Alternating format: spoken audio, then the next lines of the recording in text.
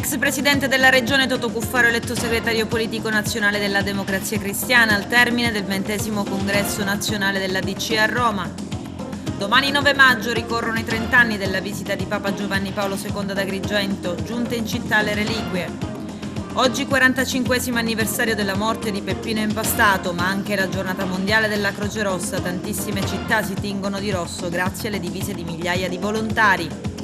Basket a 2, la Fortitudo Moncada Agrigento ha vinto in casa contro Rimini 77-69. Calcio eccellenza per il Pro Favara, il sogno promozione finisce ad Enna.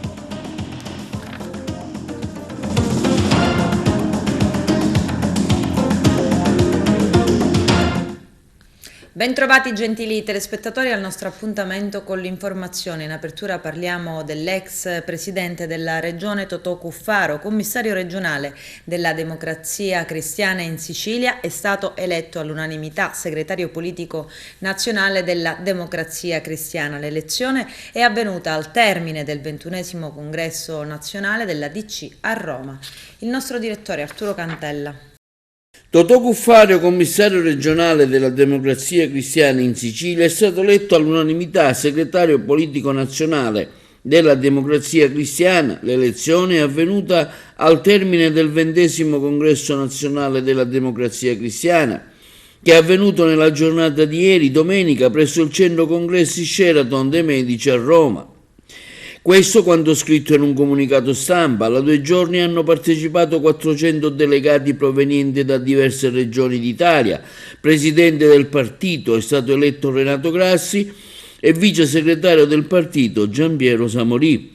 Riprendendo ciò che disse Martin Luther King 60 anni fa, "We have a dream", ha detto Totò Cuffaro, "abbiamo un sogno bellissimo, è difficile, ma non è utopico. Vogliamo un paese dove noi, i nostri figli, i nostri nipoti possono vivere in un sistema politico democratico e popolare. Vogliamo un paese", ha continuato Cuffaro, "dove si possa votare un partito di valori libero, aperto, plurale, che garantisca diritti, giustizia e libertà. Un partito, la Democrazia Cristiana, che sia protagonista nella politica e nella società". A tal riguardo interviene oggi il deputato regionale Agrigentino Pace, che afferma come "siamo orgogliosi per la grande partecipazione al 20° congresso nazionale della DC e soprattutto per l'elezione a segretario politico di Totò Cuffaro, che è stato in grado di rifondare la Democrazia Cristiana in tutto il territorio regionale. Adesso cercherà, insieme all'aiuto di tutti, continua Pace, di realizzare un altro sogno, rilanciare il partito a livello nazionale. La nostra speranza è che la DC, partito dei valori che pone al centro del suo progetto gente giovani e giovani donne, possa radicarsi in tutta la nazione. Ci attende un lavoro lungo, tortuoso e faticoso, ma l'apporto di Totò Cuffaro, continua Pace, sarà fondamentale per la crescita e il radicamento della DC in Italia. Un partito aperto che garantisca diritti, giustizia e che sia protagonista non solo di politica ma anche nella società, conclude l'onorevole Pace. Ma arriva anche una nota della Democrazia Cristiana di Agrigento, attraverso l'avvocato Salvatore Maurizio Bugea, nella sua qualità di commissario cittadino, che è stato eletto anche nel Consiglio nazionale come suo componente. L'avvocato Bugea afferma che la Democrazia Cristiana di Agrigento esprime vivo compiacimento e grande orgoglio per l'elezione di Totò Cuffaro a segretario nazionale del partito, avvenuto al termine del 20° congresso nazionale della Democrazia Cristiana. Un grande uomo, si legge nella nota stampa, che con notevole entusiasmo e spirito di abnegazione ha messo al totale servizio del partito il suo impegno politico, esprimendo in pieno i valori originari ispiratori. Compiacimento arriva anche dalla Democrazia Cristiana di Favara, rappresentata a Roma da Salvatore Favara e Rino Castronovo. Eletto il Consiglio nazionale, cui farà parte anche il commissario cittadino, avvocato Antonietta Vita, per l'appunto di Favara, che afferma come "sono fiera e onorata di questo incarico, continuerò a lavorare con impegno e determinazione per raggiungere gli obiettivi programmati". E se si crede nei giovani e nelle donne, si tiene aperto l'oblio della speranza. E questo oblio della speranza, se si crede, si tiene aperto anche, come sta succedendo oggi in Italia, nel contesto della società italiana dove c'è una disumanità, non soltanto nella politica ma nella società, si tiene aperto questo brio della speranza anche quando il mare è cattivo come voi adesso, e lo si tiene aperto anche quando il cielo, ed è questa la cosa più drammatica purtroppo, si è stancato di essere azzurro, perché in molte parti del nostro paese abbiamo l'impressione, una metafora chiaramente, che il cielo si sia stancato di essere azzurro, e nella metafora ci sta tutto quello che pensate.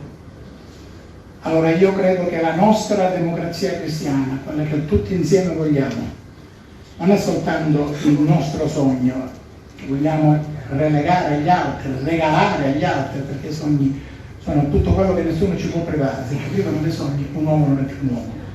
Io ho vissuto i miei 1768 giorni di carcere perché avevo un sogno e una speranza. Se non avessi avuto il sogno, se non avessi avuto la speranza, non ce l'avrei fatta. E allora voglio chiudere. La nostra democrazia cristiana crede in chi è giovane, ma in chi è giovane dentro. Non è un problema di età. In chi è giovane dentro. E crede, oltre che in chi è giovane dentro e vuole dare speranza e affidare il testimone, anche nei giovani e nelle donne che hanno bisogno di crescere, di maturare e di sapere che c'è un partito che oltre a lavorare per loro, lavora per una società in cui crediamo di poter vivere e di dover vivere liberi e soprattutto con la garanzia che i nostri diritti non saranno calpestati. Grazie.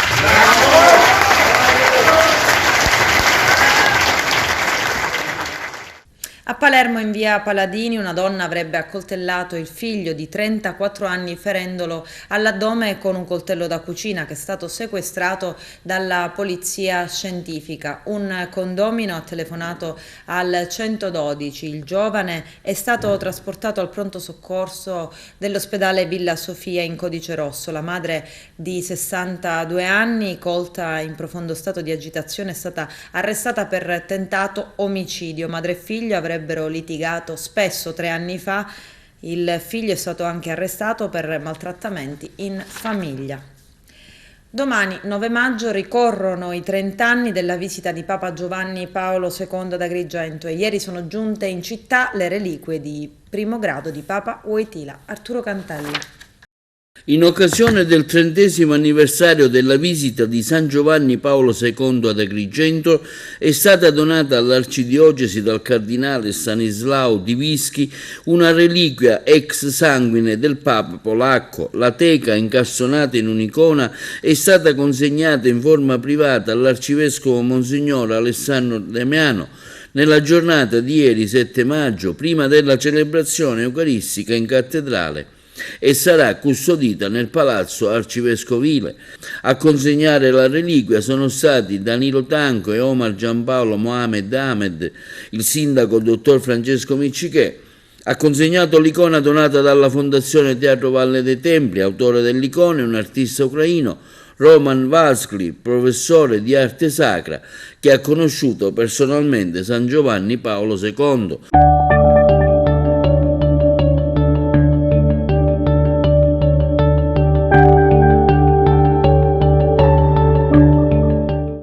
Trent'anni fa Santo Padre ha visitato l'indimenticabile visita ad Agrigento. Fino ad oggi tanta gente ripete parole che lui ha pronunciato in vostra diocesi e soprattutto Agrigento. Oggi Santo Padre torna, ma torna in reliquia, che oggi ho consegnato, e anche ho visto, benedetto, immagine del Santo Padre. In questa occasione mando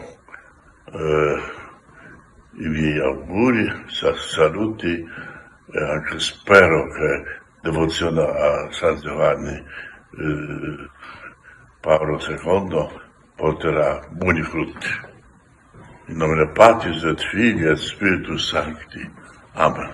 E intanto, in merito sempre ai festeggiamenti per la visita del Santo Padre, ad Agrigento ieri domenica la RAI ha trasmesso una Santa Messa dalla cattedrale stessa della città. Don Damiano nella sua omelia ha voluto ricordare tale evento e anche la figura del martire Rosario Livatino. 2021, quando veniva beatificato qui in questa cattedrale di Agrigento dal nostro Papa Francesco il magistrato martire, frutto bello e buono della nostra terra, Angelo Rosario Livatino, il quale cercò il dialogo, la pace e l'unità fino all'ultimo istante della sua vita. Ci concede il Signore risorto, per l'intercessione di Maria, Madre sua e Madre nostra, di non essere solo turisti della concordia, ma di essere concordia ovunque siamo e viviamo. Pace a tutti. Questi che sono colpevoli di disturbare questa pace, non dica agli sposati, convertitevi. Convertitevi, verrà il giudizio di Dio, con la voce ferma il 9 maggio del 1993 nella Valle dei Templi ad Agrigento Giovanni Paolo II ha pronunciato il celebre anatema contro la mafia, un intervento non previsto alla fine della celebrazione della messa. A 30 anni di distanza, attraverso il racconto di testimoni e protagonisti, TV 2000 sul canale 28 del digitale terrestre trasmette oggi in seconda serata il documentario Convertitevi, a cura di Massimiliano Coco, in cui viene ricordata quella giornata e cosa resta di quelle vibranti parole. La regia è di Guglielmo Brancato, la sceneggiatura di Cecilia Minutoli, mentre le musiche e i testi sono di Salvatore Sciarratta. All'interno anche un'intervista con il giornalista agrigentino di grandangolo Franco Castaldo. Durante la mattinata di ieri al mercatino di Villa Seta, quartiere di Agrigento, oltre 20 carabinieri supportati da personale medico veterinario dell'azienda sanitaria di Agrigento hanno operato controlli a tappeto finalizzati alla prevenzione e repressione del commercio e traffico di animali di specie protette, del maltrattamento di animali e della vendita di animali da allevamento di ignota provenienza, di conseguenza anche alla verifica del rispetto delle norme igienico-sanitarie in materia di allevamenti e produzioni alimentari. L'attività purtroppo messo in luce come questo mercatino sia diventato nel tempo un portofranco per tutti coloro che anche senza titoli e licenze di nessun tipo si improvvisano commercianti. Dai controlli su oltre 12 commercianti, soprattutto di animali vivi da stalla, è emerso come gli animali erano tutti provenienti da allevamenti abusivi o comunque di ignota provenienza, perché privi di bolla di trasporto, di riconoscimento aziendale, senza bollo gastrico e chip e o etichetta auricolare, pertanto non commerciabili e non destinabili al consumo alimentare. I medici veterinari dell'ASP, dopo i controlli e le ispezioni, concordavano con i militari il sequestro ai fini di immediata confisca di circa 100 esemplari tra maialini, conigli, pollame, ovicaprini e oche, mentre per tutti i commercianti in esame sono scattate sanzioni per complessivi 110.000 euro. Gli animali affidati al comune di Agrigento verranno adesso sottoposti a marchiature e analisi sanitarie, se ritenuti sani, ceduti ad aziende locali operanti nel settore delle fattorie didattiche. Durante i controlli veniva anche ispezionato un furgone adibito a frigo alimenti per il commercio di salumi e prodotti caseari, il cui proprietario non solo lavorava con il frigo spento e risultava privo di alimentare e tracciatura dei prodotti in vendita. Pertanto sono stati sottoposti a sequestro 170 kg di prodotti alimentari e il titolare è stato sanzionato per oltre 4.500 euro.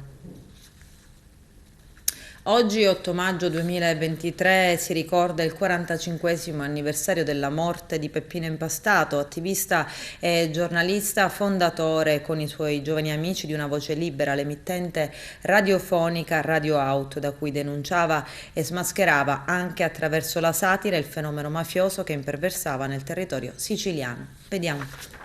Che io lo immaginavo che me l'ammazzavano.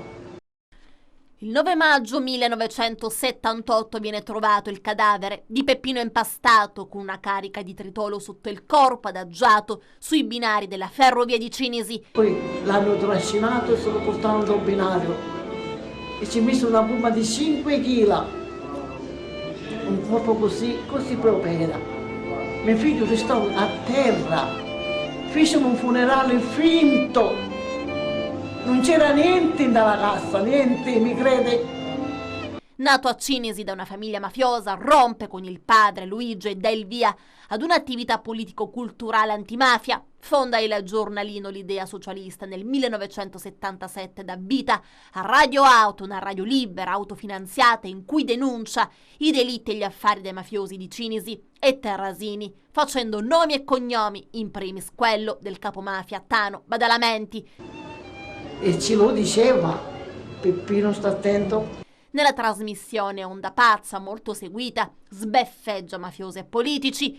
La sua morte passa in secondo piano, però, poiché lo stesso giorno a Roma viene ritrovato il corpo di Aldo Moro, il politico democristiano ucciso dalle Brigate Rosse. Inquirenti, magistratura e stampa parlano di atto terroristico in cui l'attentatore stesso è rimasto vittima.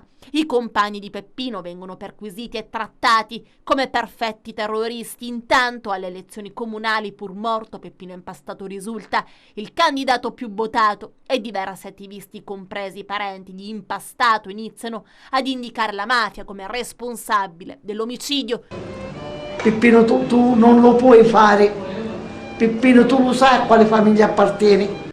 Diversi indizi conducono verso l'omicidio, poi grazie all'attività del fratello Giovanni e della madre Felicia Bartolotta il delitto viene attribuito alla mafia, anche se a ignoti. Bisogna infatti attendere il 2001 ed il 2002 per le condanne dei responsabili, esecutori materiali Vito Palazzolo e Tano Badalamenti. Poco prima, nel 2000, era uscito il film che ha fatto conoscere la figura di Peppino Impastato al grande pubblico, I 100 passi, con Luigi Locascio nel ruolo del protagonista. E lui non mi dava retta, solo che mi diceva e va bene, però andai a cercare il motivo come ammazzarmi.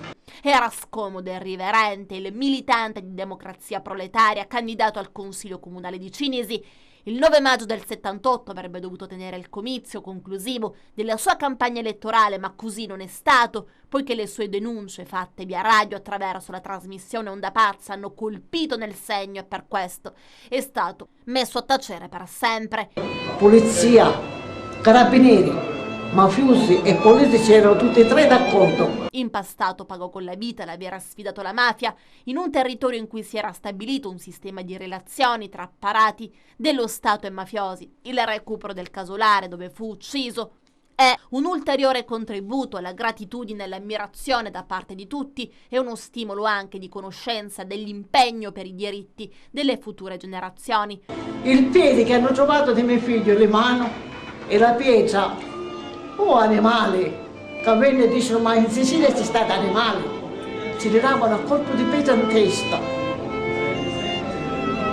Come si fa a sopportare? Le sue idee e il suo coraggio, però, quelle no, sono ancora vivi e camminano sulle gambe del fratello Giovanni e della nipote Luisa, presidente di Casa Memoria. E mi sono costituita di parte civile e ho difeso mio figlio e lo difenderò sempre, mi già sto occhi aperti.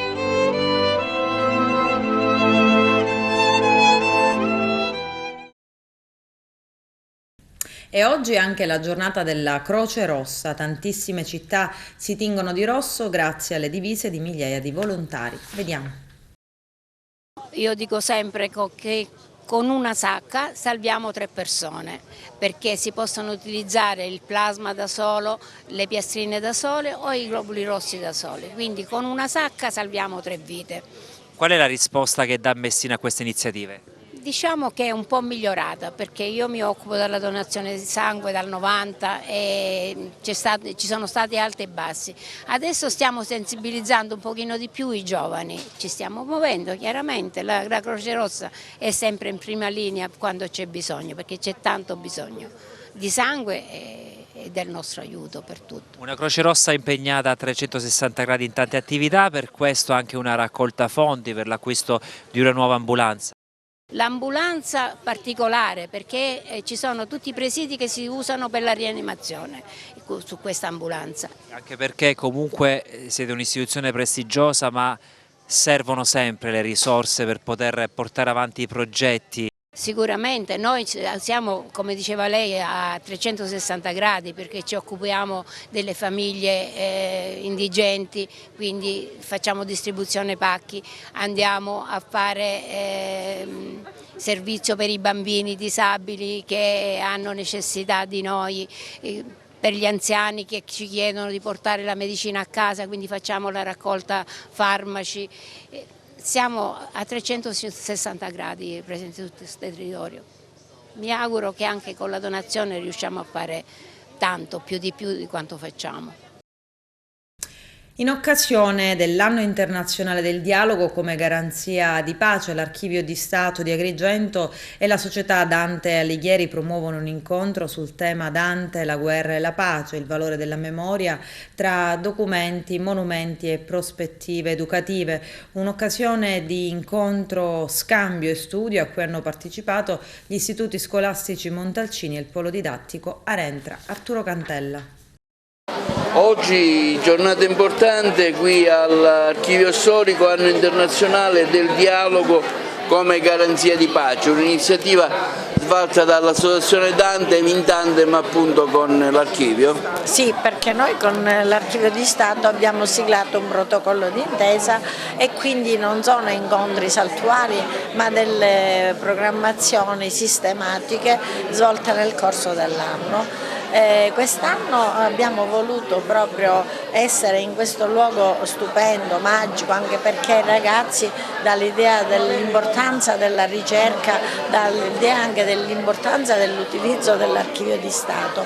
Noi partiamo dalla tematica del dialogo, il dialogo come garanzia di pace. Siamo fermamente convinti che il dialogo in tutti i contesti, in tutte le situazioni, sia la forma migliore per risolvere qualsiasi problematica. L'abbiamo collegata anche a Dante perché Dante ha vissuto in un periodo di lotte interne, intestine tra città dello stesso territorio e quindi ha potuto cogliere la nefandezza della guerra e proprio lui nella Divina Commedia, nel 17° canto, evidenzia proprio l'importanza della pace e la mette al centro non solo della Divina Commedia ma al centro anche della vita dei vari stati. Infatti lui ipotizza una valle amena dove lì si trovano i regnanti d'Europa e vivono, anche se in contrasto politicamente, però vivono cercando di cogliere l'importanza della pace e l'inutilità dell'odio e dei rancori. Quindi per i ragazzi questo è un messaggio forte. In più pensiamo che il dialogo sia fondamentale tra le generazioni, cioè i nostri giovani hanno bisogno che vengano guidati in maniera eccellente dagli adulti per orientarli verso i veri valori della vita. Siete sempre aperti alle varie organizzazioni, alle varie associazioni per mettere a disposizione il vostro know-how?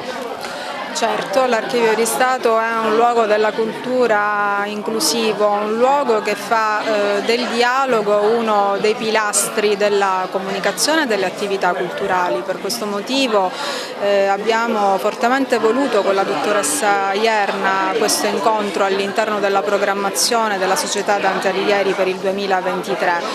Oggi si celebra l'anno internazionale del dialogo come garanzia di pace e si torna a parlare nel nome di Dante, di guerra e di pace, in un luogo significativo che conserva tante memorie legate alle vite sospese dei soldati e comunque documenti che riguardano vicende belliche del passato. Si torna a parlare di guerra e di pace con un dialogo che abbiamo voluto strutturare nel senso di una conversazione a tre voci, la prima legata al mondo degli archivi, la seconda legata all'aspetto materiale, al valore delle testimonianze che riguardano appunto i monumenti ai caduti della provincia di Agrigento, e poi la terza voce fondamentale fondamentale legata al mondo della scuola, perché proprio con l'educazione al patrimonio e con la costante riflessione che si può strutturare appunto con le nuove generazioni che ha senso anche il significato del dialogo intergenerazionale che vogliamo cercare di realizzare qui anche con il contributo delle associazioni della scuola.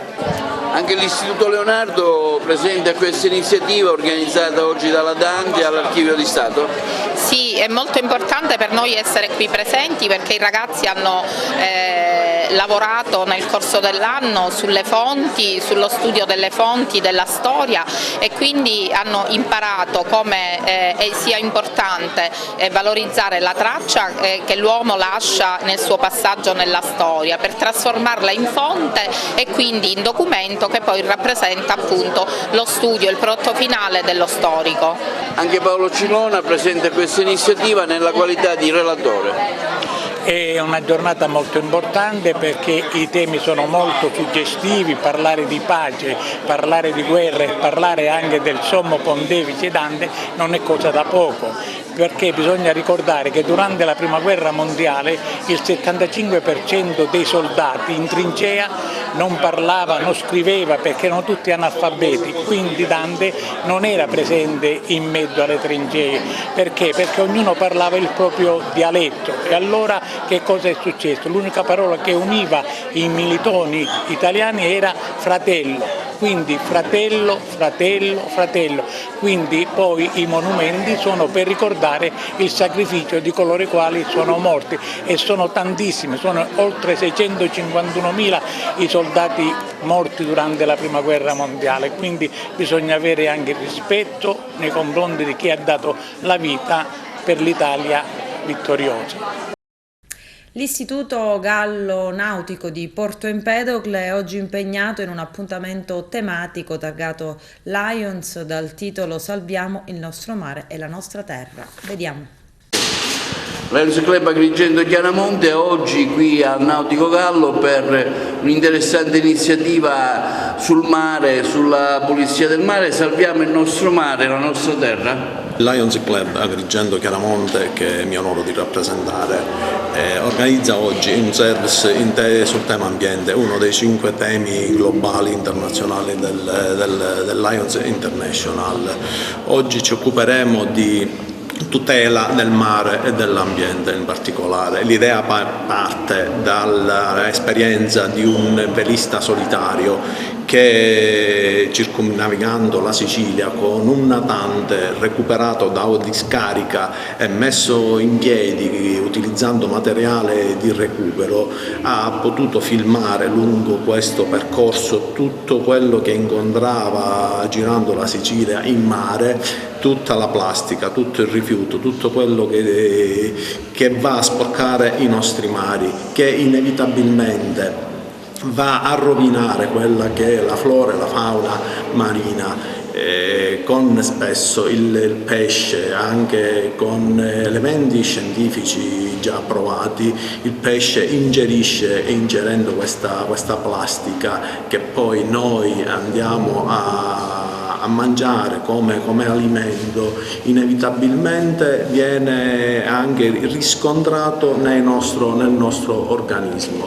Noi come Lions Club, grazie anche alla sensibilità della professoressa Roccoforte, che ha sposato da subito la nostra idea di progetto per sensibilizzare i ragazzi, stiamo provando a sensibilizzare i ragazzi proprio su questo tema e avere rispetto del mare e dell'ambiente generale, mare e terra. Daniel Roccaforte, responsabile della sezione distaccata del Nautico Gallo, oggi con un'interessante iniziativa che serve anche un po' a sensibilizzare i giovani per la pulizia del mare. La nostra preside, la nostra dirigente Girolama Casà ha desiderato che i nostri ragazzi crescessero anche dal punto di vista dell'ambiente, anche perché essendo un settore nautico è fondamentale conoscere il mare a 360 gradi, per cui insieme al Lions Club di Agrigento e alla Capitaneria di Porto abbiamo organizzato quest'ultimo evento per sollecitare, per stimolare, per guidare i ragazzi ad amare il loro ambiente, a rispettarlo, ponendo l'attenzione sui problemi che sono legati al rilascio delle plastiche, delle reti e dei rifiuti sia nell'ambiente, nelle spiagge e nel mare soprattutto. I nostri ragazzi hanno già fatto un lungo percorso in tal senso, con diverse attività svolte nell'arco degli ultimi anni, e sono già maturi ad apprendere a crescere in questo senso, ma ogni iniziativa, ogni evento che viene fatto, ogni stimolazione in tal senso è sempre tutto un processo di crescita a loro favore. Sono un alunno di questo istituto, dell'Istituto Nautico di Porto Empedocle. Quest'oggi è il giorno 8 maggio, siamo qua con il Lions, la capitaneria, un ammiraglio e un velista agrigentino, un appassionato. Comunque un esperto. Siamo qui per la tutela dell'ambiente, del mare, perché è un argomento di cui è importante discutere, dato che appunto ci dicevano poco fa la sottotenente Vascello della Capitaneria ci diceva che entro il 2050 il 95% comunque dei pesci avrà ingerito della plastica, che sono pesci che finiscono poi nelle nostre tavole, ed è importante parlare della salvaguardia dell'ambiente e soprattutto del mare, da dove proviene appunto il pesce, che è uno dei cibi più pregiati, che fa anche bene all'organismo, all'uomo comunque. E niente, ora durante il corso della giornata ci insegneranno qualche altra cosa riguardo alla tutela dell'ambiente e del mare. Andrea Barbera, giornate come queste quanto sono importanti per gli alunni, per una sensibilizzazione? Tra l'altro tu hai raccontato la tua esperienza che hai fatto la circumnavigazione della Sicilia con una piccolissima imbarcazione a vela, quindi hai dato già testimonianza di quello che effettivamente hai potuto vedere. Sì, la sensibilizzazione penso sia una parte fondamentale appunto per educare le future generazioni, per inquinare di meno la nostra terra e il nostro mare. Con il mio piccolo contributo voglio appunto contribuire anche io a far capire ai giovani quanto è importante per esempio riciclare la plastica. Infatti quando ho fatto il Giro di Sicilia io il 50% dei materiali che ho utilizzato erano tutti materiali riciclati, quindi dare questo messaggio che appunto riciclando i materiali, la plastica, si possono raggiungere degli obiettivi importanti.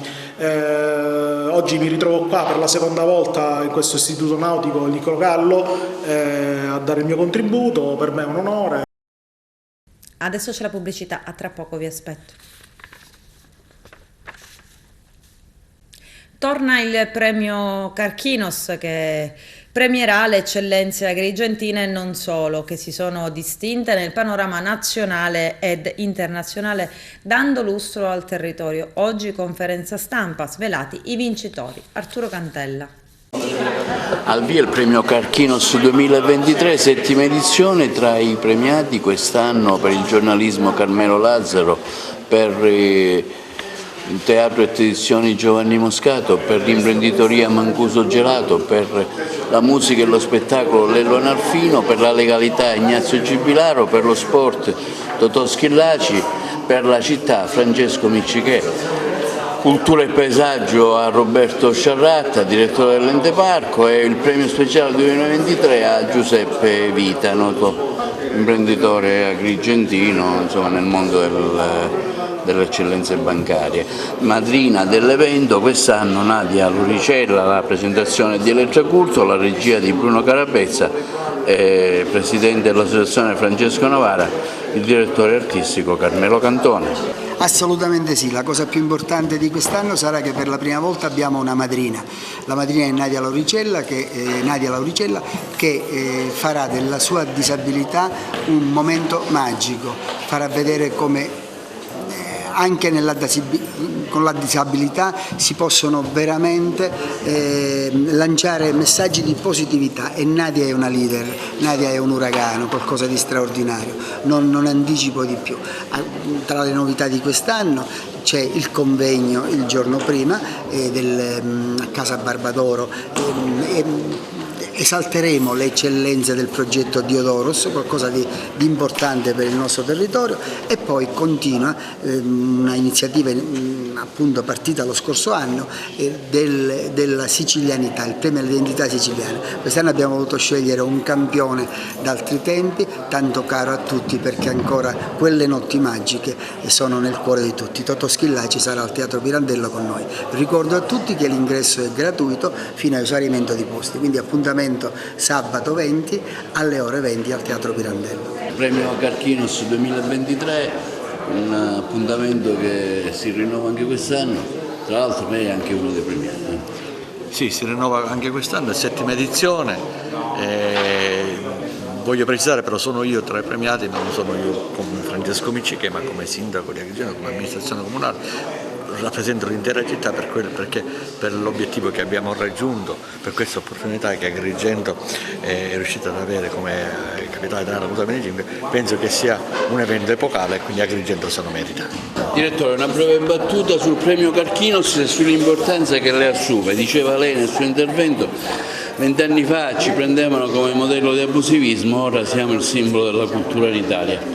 Sì, è un'attestazione che molti sapevano, soprattutto i depositari di questo immenso patrimonio culturale lo sapevano, ma oggi questa certificazione è l'intera nazione che ce l'ha riconosciuto, e non solo nel suo patrimonio, non sarebbe solo questo, ma nel progetto che è stato presentato e che riguarda l'intera provincia e che riguarda anche l'accoglienza che vede la provincia di Agrigento porto sul Mediterraneo, con le sue estremità più lontane, Lampedusa, dove anche il parco gestisce delle aree archeologiche e un museo del mare all'interno del porto. Devo dire questo premio che racconta le eccellenze che hanno fatto crescere anche questo territorio, e non solo è un premio importante, e quest'anno per noi lo è ancora di più perché siamo tra gli enti che hanno avuto questo riconoscimento. Sì, quest'anno in realtà è una novità dello scorso anno. Quest'anno abbiamo inserito l'identità siciliana, il premio identità siciliana, che premia le eccellenze regionali. In questo caso quest'anno il premio identità siciliana per lo sport verrà ritirato dal bomber Totò Schillaci, quindi tra le novità c'è proprio questa. Poi il canovaccio dell'evento è sempre quello, un susseguirsi dinamico di spettacolo e di cultura che premia tutte le eccellenze agrigentine che si sono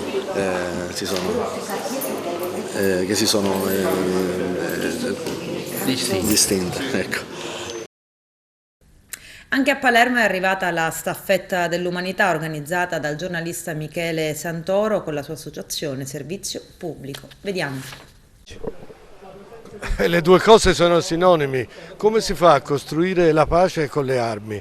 La storia, ma anche la cronaca, ci insegna che le armi, oltre a portare soltanto morte e distruzione, creano le premesse per ulteriori guerre. Basta vedere la nostra storia recente, basta vedere la situazione del Kosovo oggi, dopo che un'altra guerra, nel cuore dell'Europa pure quella, sto parlando di quella nella Jugoslavia, ha seminato i semi di altro odio, di altre diffidenze, e ora abbiamo la guerra in Ucraina, nel cuore dell'Europa, e noi abbiamo, noi Europa, noi Italia, abdicato a qualsiasi ruolo di mediazione, a qualsiasi ruolo diplomatico, in nome della sudditanza verso gli Stati Uniti, continuando a riempire, a mandare e quindi a essere di fatto parte belligerante armi in Ucraina. Non arriveremo mai a un tavolo delle trattative, o se dobbiamo arrivare a un tavolo delle trattative dove pesano sempre di più i morti da una e dall'altra parte, quel tavolo sarebbe un tavolo senza zampe. Ma noi siamo qui per testimoniare anzitutto il nostro rifiuto della guerra, del conflitto che è in atto in Ucraina e la nostra ferma determinazione affinché il nostro Paese, affinché l'Italia esca fuori da questo conflitto per come si è finora cacciato, quindi ritirando l'invio delle armi, ritirando l'adesione sostanziale che ha dato a questo conflitto. Su questo siamo assolutamente irremovibili. L'Italia in questo momento è come se addirittura stesse dichiarando guerra anche alla Russia. Assolutamente sì, ed è una cosa inaccettabile, intanto perché viola l'articolo 11 della Costituzione, che non parla di eccezioni. I costituzionalisti hanno usato un termine assolutamente chiaro e determinato, ed è il termine ripudia la guerra. Significa che non ci sono eccezioni e che l'Italia in questo momento deve assolutamente riaffermare la propria autonomia di paese strategico, che però lotta e vuole affermare un principio di pace per sé e per l'intero continente europeo, ma sicuramente per il mondo, perché le contraddizioni che ci sono attorno al conflitto che è in atto in Ucraina sono di livello globale. Sì, perché l'escalation che è in corso è estremamente preoccupante, gli ultimi episodi lo provano, i droni sul Cremlino, l'utilizzo del terrorismo anche dentro il territorio della Federazione Russa, per contro la rappresaglia russa contro le città ucraine. Tutto questo ci prova che la guerra sta avendo un'escalation molto seria e pericolosa. Quindi pensiamo che il nostro paese, che peraltro è di fatto un paese co-belligerante, perché appunto ha deciso di inviare le armi in Ucraina, si parla di addestrare truppe ucraine, debba assolutamente opporsi a questa escalation e alla sua partecipazione a una guerra che peraltro non è voluta, noi pensiamo, dalla maggioranza del popolo italiano. Ovviamente sia i media ufficiali che le grandi forze politiche di maggioranza e di opposizione, eccezione fatta dei 5 Stelle e di Sinistra Italiana Verdi, sono d'accordo con questa politica di invio, ma c'è tutta una grossa fetta dell'opinione pubblica italiana che è silenziata di fatto in questo momento, che invece si oppone, è contro. È questo che vogliamo visualizzare a partire dalla giornata di oggi, ma da ora in poi, perché bisogna costruire un movimento permanente contro i pericoli di guerra. Voglio ricordare peraltro che la Sicilia è una realtà nella quale abbiamo un grosso processo di militarizzazione da sempre. Siamo una portaerei naturale nel Mediterraneo, siamo stati usati anche nelle precedenti guerre, penso alla guerra contro l'Iraq e anche a quella contro la Libia, come base di partenza dei mezzi militari statunitensi e NATO. Quindi ecco, siamo veramente a un grosso rischio, dobbiamo rendercene conto e esserne consapevoli. Allora, io faccio parte del presidio delle Donne per la Pace. Noi, da quando è scoppiata questa guerra alle porte d'Europa, in Ucraina, veniamo qui in questo luogo a fare dei presidi contro l'invio delle armi, per la pace, con parole di donne, perché la guerra non ha un volto di donna, come bene ha scritto Svetlana Alexievich. Noi portiamo avanti le nostre parole di pace da donna, quindi fuori la guerra dalla storia. La pace non si potenzia con le armi, la pace si potenzia portando avanti questa idea che è propria del nostro agire femminile, che bisogna portare avanti le relazioni. Abbiamo detto fin dal primo momento negoziati subito, invio di armi no, perché servono soltanto a potenziare la guerra. L'Italia che posizione ha in questo momento secondo lei? Ma secondo il nostro punto di vista è una posizione sbagliata, perché soprattutto per noi siciliani dovrebbe essere chiaro che inviare armi insieme al potenziamento di tutto quello che abbiamo per esempio in Sicilia come basi militari NATO soprattutto, non scordiamo dov'è la Sicilia, siamo al centro del Mediterraneo.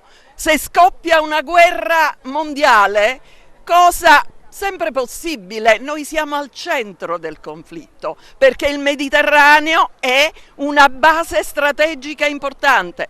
Ricordiamoci che in Sicilia abbiamo la base NATO di Sigonella, abbiamo la base di Birgi, abbiamo il MUOS, a Niscemi, questo sistema satellitare che viene usato anche in tempo di pace, figuriamoci in tempo di guerra, per monitorare tutto quello che avviene in un arco che riguarda il Mediterraneo, ma non solo. Quindi noi siciliani soprattutto dovremmo essere molto attenti a tutto questo. Siamo adesso allo sport, calcio, eccellenza. Per il Pro Favara il sogno promozione finisce a Enna. I gialloverdi vincono con un netto 3-0. Giuseppe Moscato. Si ferma a Enna il cammino della Pro Favara verso la fase nazionale dei play-off del campionato di eccellenza. L'incontro giocato ieri al Gaeta ha visto una cornice di pubblico delle grandi occasioni con i tifosi delle due squadre che hanno affollato numerosi gli spalti con coreografie e cori che nulla hanno da invidiare alle tifoserie di categorie superiori. Alla fine la spuntata l'Enna che si è imposta per 3-0, un risultato maturato tutto nella ripresa, un passivo troppo pesante per i favaresi che specialmente nel primo tempo hanno disputato un'eccellente partita.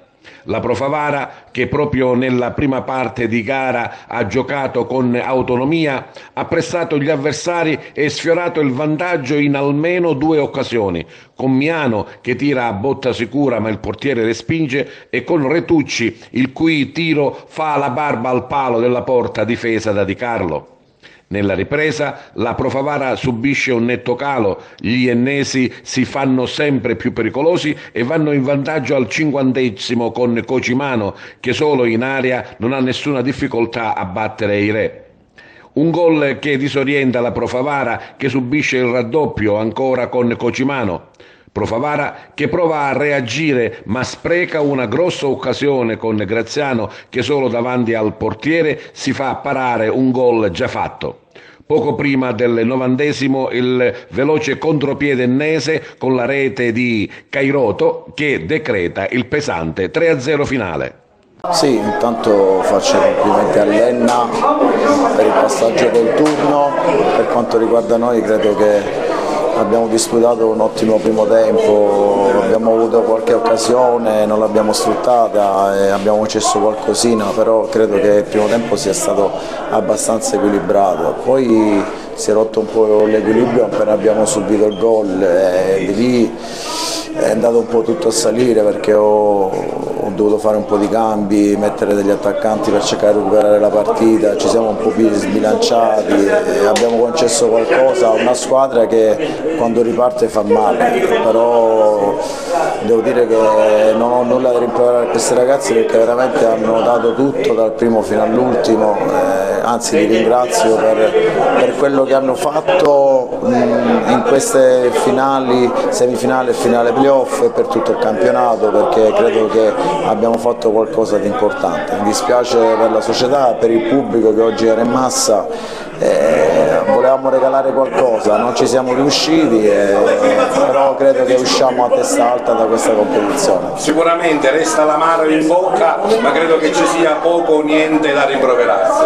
No, assolutamente, la mano in bocca rimane, è una finale, tutti ci teniamo a vincere, credo che poi il risultato di 3-0 sia anche un po' pesante perché abbiamo lasciato troppi spazi per cercare di recuperare la partita e l'abbiamo pagati, però sapevo che poteva andare così, lo dico, l'ho detto prima, lo dico anche adesso, non ho nulla da rimproverare, usciamo a testa alta, mi dispiace per i ragazzi che ci credevano, però il calcio è fatto anche di sofferenza, di episodi, alla fine c'è chi vince e che c'è chi ha dei rimpianti, però bisogna andare avanti a testa alta. Lo ha detto lei, sicuramente anche un pubblico che ha sostenuto la Pro Favara fino in fondo con un applauso finale meritato. Assolutamente, io li ringrazio perché oggi veramente erano in tanti a seguire la squadra, quindi vuol dire che ci tenevano tanto come ci tenevamo tanto anche noi, quindi è un applauso a loro, ma non solo per questa partita, anche per tante altre partite che ci hanno sempre seguito.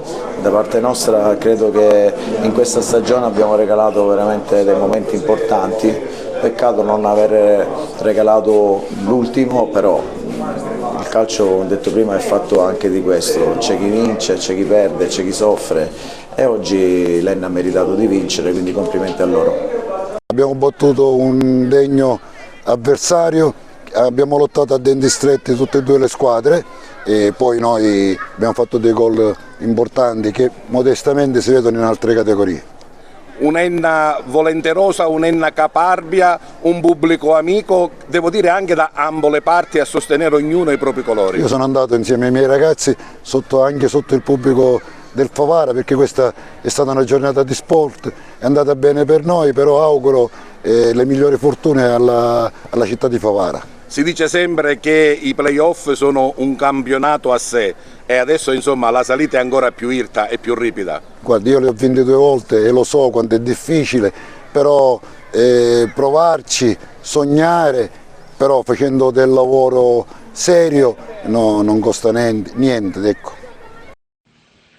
È stato comunque un bel campionato quello disputato dalla Pro Favara che con l'arrivo a campionato già iniziato di mister Gaetano Catalano ha subito raggiunto i vertici della classifica giocando alla pari un torneo di eccellenza tra i più belli degli ultimi anni, piazzandosi alla fine al 3° posto, posizione che le ha permesso appunto di disputare i playoff. Un grande impegno della dirigenza che non ha mai lesinato forze per cercare il passaggio di categoria, un impegno riconosciuto anche dai tifosi e dagli ultras che anche ieri sono accorsi numerosissimi a Enna, incitando i giallo-blu fino alla fine e tributando loro un caloroso applauso nonostante la sconfitta e l'uscita dai playoff.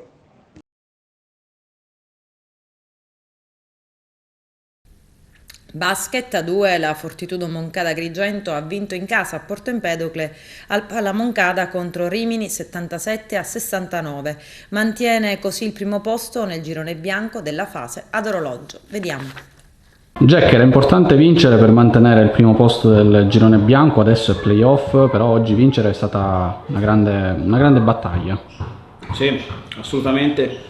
Avevamo di fronte a noi una squadra vera, una squadra molto forte, con individualità e gioco di squadra di alta caratura, che come noi ha fatto sicuramente un grandissimo campionato, come noi è una neopromossa e come noi è arrivato all'ultima giornata già con la qualificazione ai playoff in tasca, quindi complimenti a loro e complimenti a noi perché oggi era importante vincere per arrivare nel miglior modo possibile ai playoff.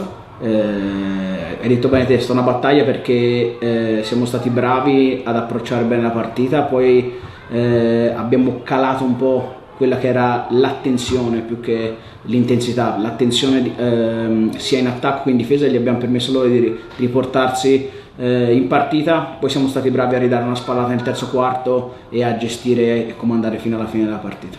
Come sta Adeshan? Ma una scavigliata, adesso a freddo è difficile dire che cosa si sia fatto o meno. Siamo nei 3 spogliatoi, aveva il ghiaccio sulla caviglia, la fasciatura della caviglia, quindi era difficile anche vedere il... Non sembra grave comunque?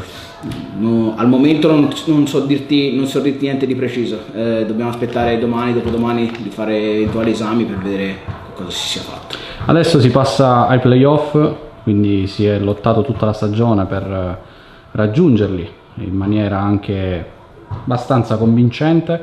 Che cosa si deve aspettare adesso? Ma secondo me, dicevamo in settimana che questo è il momento della stagione dove dobbiamo prendere il frutto del lavoro che abbiamo fatto durante questo anno e metterlo in campo, perché se noi siamo arrivati a questo traguardo dei playoff è perché abbiamo avuto grande attitudine da agosto, e quindi adesso ci dobbiamo da una parte godere di quello che abbiamo fatto fino adesso, però allo stesso tempo è elettrizzante, perché sai che ogni partita va affrontata col coltello fra i denti, ogni partita ha una storia a sé, quindi dobbiamo essere bravi a resettare qualsiasi sia il risultato, vittoria o sconfitta. In poco tempo bisogna resettare e presentarsi a una nuova partita. Siamo in grado di farlo, siamo pronti a farlo e siamo pronti a divertirci in questa cavalcata. Nel girone, nella fase a orologio, si è vista una Fortitudo molto diversa, vince anche in trasferta, convince, in casa si è costruito un fortino, quindi adesso cosa ci aspettiamo che Fortitudo ci si aspetta da questi playoff? Può dare questa una spinta in più per affrontare qualsiasi squadra? Ci presentiamo consapevoli che affronteremo squadre di grande spessore, di grande caratura, perché incontreremo le squadre di girone giallo, che sono le prime classificate, però siamo consapevoli anche che durante il nostro percorso, durante il nostro cammino, sono pochissime le squadre quelle che ci hanno messo con la testa sotto l'acqua, ma in tante squadre siamo andati anche fuori casa a giocarcela a viso aperto, quindi adesso ricarichiamo le energie, controlliamo gli acciacchi vari e ci presentiamo al meglio possibile a questa serie playoff.